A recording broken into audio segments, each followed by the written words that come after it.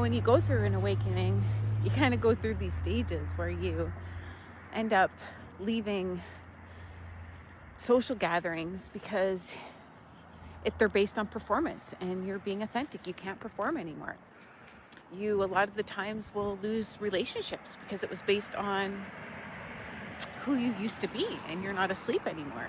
You're not that person. You end up quitting your job because you can't pretend to care about things when you see through systems and programs that are fake, that aren't true to you. You can't just play that role anymore. And people think, oh, well, you're going to be lonely and isolated and depressed. But the opposite is true, because what actually happens is, you're actually lonely when you're around a bunch of people that are asleep that can't see you.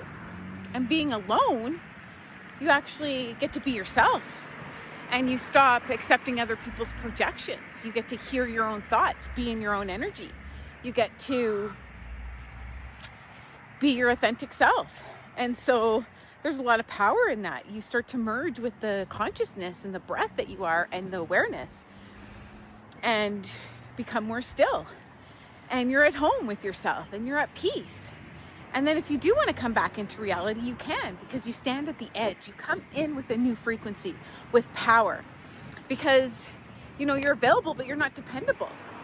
You can engage with people, but you don't absorb their energy anymore.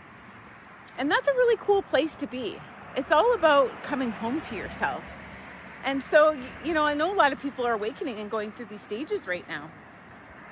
But continue to love yourself and be grateful for the peace and the silence. When you stop scrolling and you get away from social media, you have way more hours and time on your hands to do a lot more things that bring you joy.